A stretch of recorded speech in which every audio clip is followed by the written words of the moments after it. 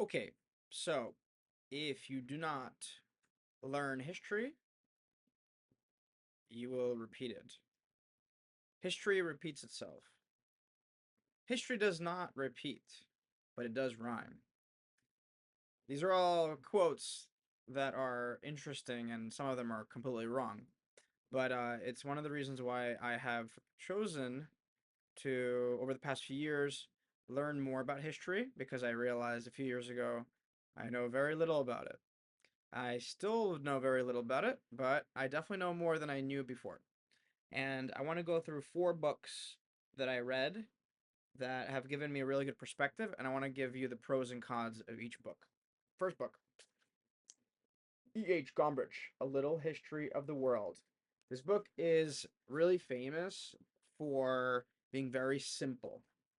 So it's very big fonts, big pictures, and it kind of gives you a really good 10,000 foot um, view of history. Uh, E.H. Gombrich was a history teacher who realized that history was being taught not so digestive, digestibly, digestibly, and he wanted to make it really digestible. And this is definitely a good book to start with. If you are a self-described ignoramus of the history, this is a good place to start. Um, Next book that I read was A People's History of the World by Chris Harman. This book is interesting. It's very thick and small font, so very dense. Um, and the people's history is important to know. It's social from a socialist perspective. Some would maybe even say a communist perspective. Um, I am actually reading this book for the second time because I've read other books and I feel like I understand history better. So now I could read this with more of a skeptical perspective. When I first read it, you could almost call me brainwashed by the socialism and the communism, especially when it gets to Soviet Union and it completely ignores gulags. If you don't know about which I even knew at the time because I was born in the Soviet Union, and gulags you cannot not mention when you're talking about the history of the Soviet Union. So it's interesting. Same thing on the China perspective. This book definitely does a lot of complimenting of China over the years. It at any point possible it mentions something positive, including the printing press was 500 years earlier, except not really because it was very different in terms of the alphabet. There's no alphabet in Chinese, so it's basically just printing these like symbols, whatever. But regardless, this book, take it with a grain of salt. I actually would probably not recommend reading it, just because you're actually gonna be like brainwashed from this. The next book is this National Geographic Visual History of the World. Um, and this book is interesting. When I read it at first, I liked it, and it's nice because it has a lot of pictures.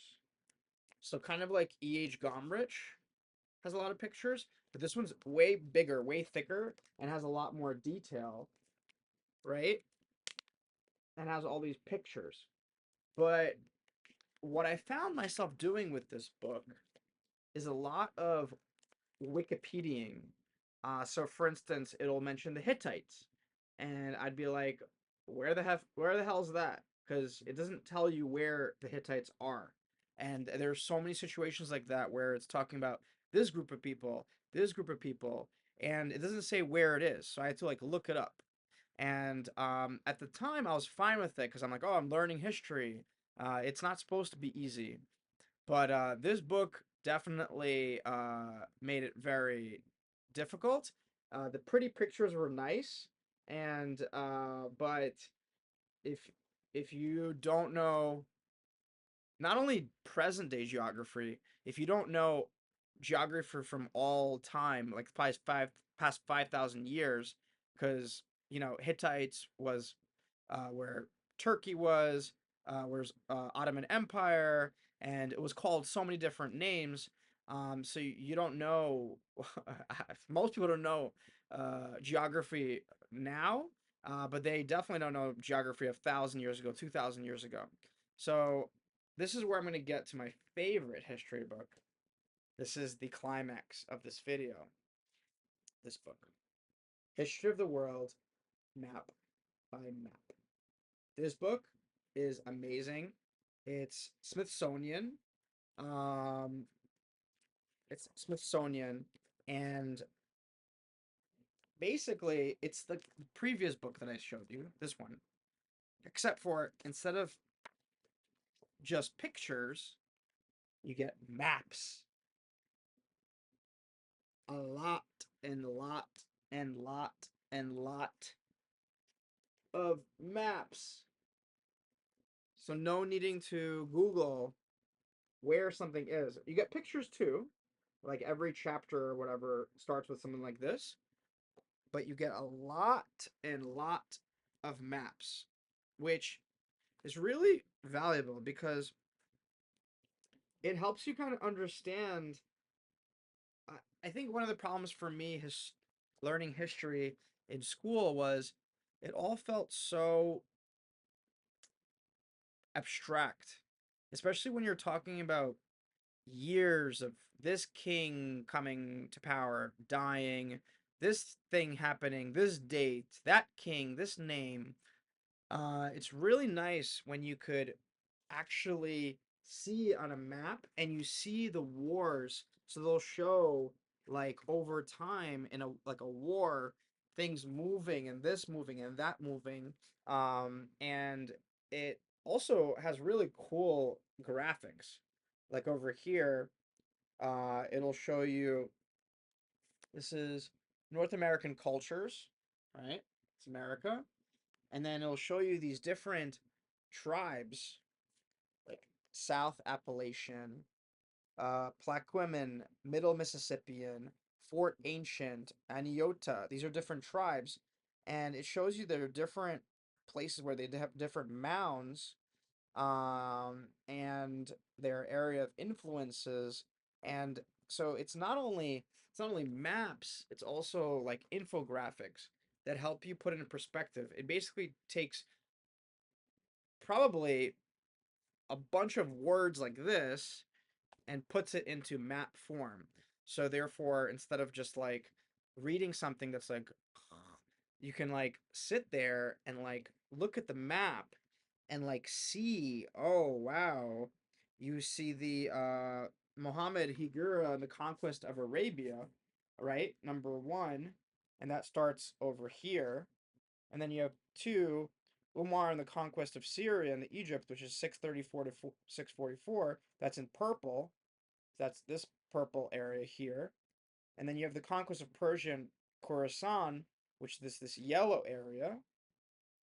And then finally you have the late Umayyad conquests, which are over here. This is the ascent of Islam. This is the ascent of the Islamic Empire. Um, And yeah, so one of the big insights that I got from reading a lot of these history books is just kind of like putting everything in perspective, including slavery. And I people in the West and in America specifically feel like this crazy burden for slavery. And there's definitely nothing there's definitely nothing wrong with looking back at American history and seeing the negative of slavery and what to do about it, and it's a honorable thing.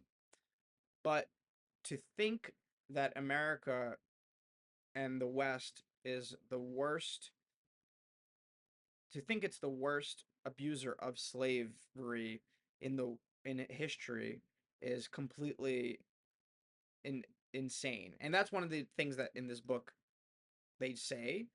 They say the West was the first to actually be racist.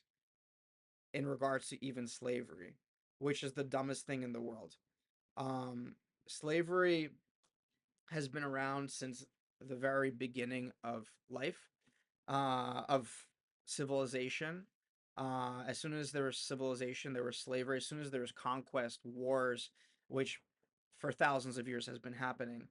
And one people would take over another people and kill off a good amount of them, rape another good amount of them, and keep another good amount of them as slaves.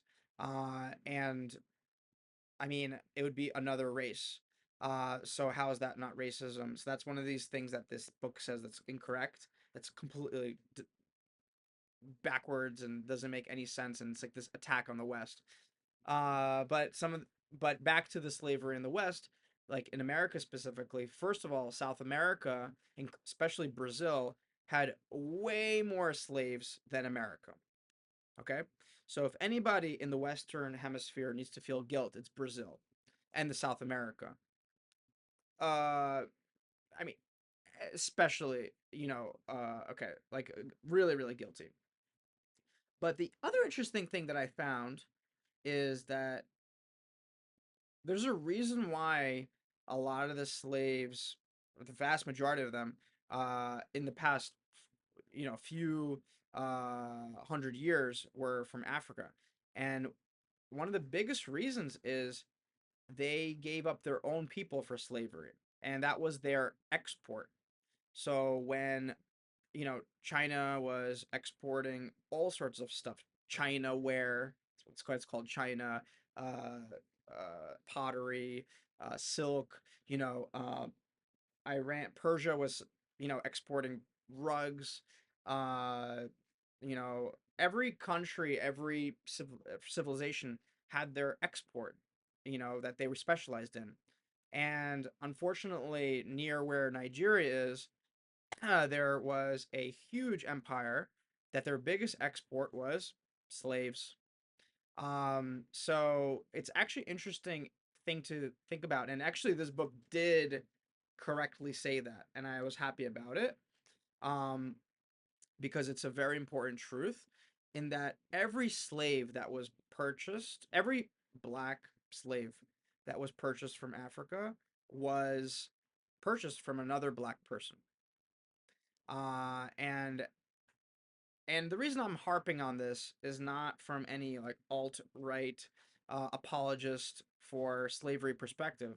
I will never condone slavery or even wage slavery, which this book talks about and is still a problem to this day. Wage slavery or human trafficking, for that matter. Every job should be this. Every worker should have rights, and that is that's it's 2024. But it's very easy, if you don't understand history, to get caught up in propaganda. And every country that has been powerful ever has been very good at propaganda. So if you were in the middle of Soviet Union and the heyday of Soviet Union, you thought Soviet Union was great, the rest of the world was evil. Uh, Same thing in China, in every empire you could think of. And now in the US, it's actually interesting because it's the opposite. We have this propaganda that has made us think that we are the worst thing since sliced bread, that we've historically been the worst.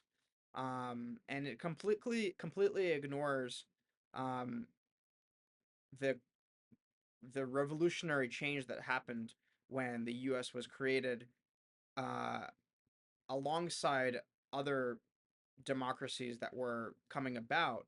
But the U.S. in 1776 uniquely gave freedoms and to the individual, maybe not all individuals, but at least to some individuals, um, that was very unique to other countries. And we had slavery for a while, and we had even Jim Crow laws for a while, and even now we have imperfections. But I encourage all of you to read the history books, read several history books, Read maybe all four of these. This one, take with a grain of salt. Understand it's written from a socialist perspective, uh, and there's nothing wrong with socialism as part of your um, governance. You know, Social Security, Medicare, Medicaid, even unemployment is a good thing. But when you're swing too far to the left, it becomes wrong. So I hope you enjoyed this video. And for the people that, again, call themselves ignorant of history, I would definitely recommend these books as a place to start.